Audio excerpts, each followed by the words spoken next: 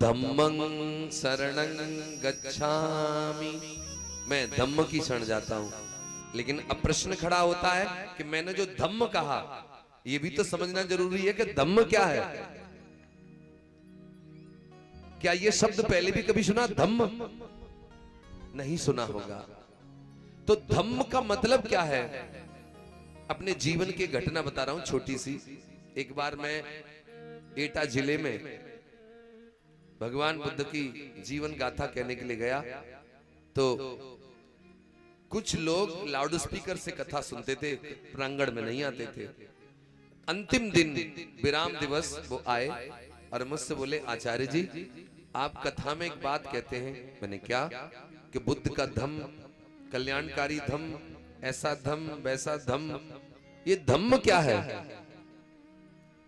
तो मैंने कहा आपने कुछ तो सुना होगा, कुछ तो जाना होगा। मुझसे बोले कि हम तो इतना जान पाए धम्म के मामले में कि ऊपर से कोई चीज नीचे गिरती है तो आवाज होती है धम्म, तो यही धम्म है। मैं मुस्कुराया, मैंने कहा नहीं भाई ये धम्म नहीं है। अगर धम्म को ऐसे जाना तो जीवन की सबसे बड़ी भूल होगी। तो धम्म क्या है? तो धम्म समझिए, धम्म क्या है? धम्म का मतलब है सदाचार, धम्म का मतलब है नैतिकता, धम्म का मतलब है विनय, धम्म का मतलब है मन वाणी काया की पवित्रता, धम्म का मतलब है अनुशासन। समझ में आया? कितनी बातें मैंने बताई। अनुशासन ही धम्म है, शील सदाचारी धम्म है। अब मैं अनुशासन की बात कर रहा हूं, तो आप जितने भी बुद्धिजीवी लोग यहां बैठे हैं, आप मुझे बताइए क्या बिना अनुशासन के घर चलता है क्या? अनुशासन घर में भी तो होता है। कौन बड़ा है, कौन छोटा है, कौन किसको प्रणाम करेगा, कौन किस पे आदेश करेगा, कौन पत्नी है, कौन माँ है, वो घर पूरा अनुशासन में ही तो है। अगर घर में अनुशासन ना हो तो घर घर नहीं। जैसे घर का अनुशासन होता है वैसे गांव का भी अनुशासन होता है। देखा ना, गांव में कोई घटना हो जाए तो सारे गांव के लोग एकजुट हो जाते हैं। तो गांव में अनुशासन ना हो तो गांव गांव नहीं होता। गांव भी अनुशासन से चलता है और वो अनुशासन होता है ग्राम प्रधान के हाथ में, और घर का अनुशासन होता है घर के मुखिया के हाथ में। ठीक वैसे ही जिले का भी अनुशासन होता है, और जिले का अनुशासन होता है डीएम के हाथ में। वैसे ही प्रदेश का भी अनुशासन होता है, और प्रदेश का अनुशासन होता है मुख्यमंत्री के हाथ में। और ठीक वैसे ही देश का भी अनुशासन होता है, और देश का अनुशासन होता है प्रधानमंत्री के हाथ में। भगवान बुद्ध कह रहे हैं ठीक वैसे ही जीवन का भी अनुशासन होता है,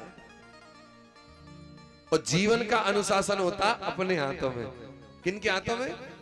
हमने खुद के हाथों में।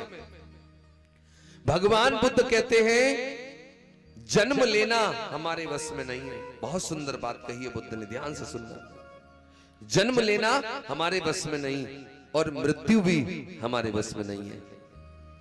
आप छतरपुरा में जन्मे, मैं जिला फिरोजाबाद में जन्मा। अब हमारी मृत्यु कहां होगी हमें खुद नहीं पता। ये जन्म जो हमारा हुआ ये भी हमारे हाथ में नहीं था, हमारे वश में नहीं था। न जन्म हमारे वश में, न मृत्यु हमारे वश में। बुद्ध कह रहे जन्म लेना हमारे वश में नहीं, मृत्यु भी हमारे वश में नहीं। लेकिन बुद्ध कहते हैं जन्म और मृत्यु के बीच में जो जीवन है वो हमारे वश में है। इसको कैसे जिया जाए ये हमारे वश में है। आप चाहो तो अच्छे काम करके अपने जीवन को संवार लो, और आप चाहो तो अपने जीवन को बुरे काम करके बिगाड़ लो। ये आपके हाथ में है। इस दुनिया में किसी ने किसी को गाना सिखा दिया, किसी ने किसी को बजाना सिखाया, किसी ने किसी को मकान बनाना सिखाया, किसी ने किसी को गाड़ी चलाना सिखाया, किसी ने किसी को गोली बंदूक चलाना सिखाया।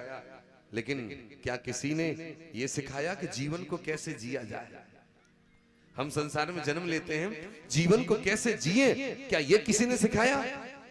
इस संसार में केवल एक ऐसे महामानव हैं भगवान बुद्ध, जिन्होंने ये सिखाया है कि जीवन को कैसे जिया जाए।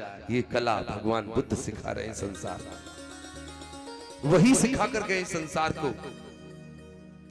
और मेरी बात पर यदि यकीन ना हो तो बुद्ध के बताए शील सदाचार को एक बार अनुसरण करें और उसके अकॉर्डिंग जीवन जिए, फिर देखें कि जीवन कितना सुंदर है।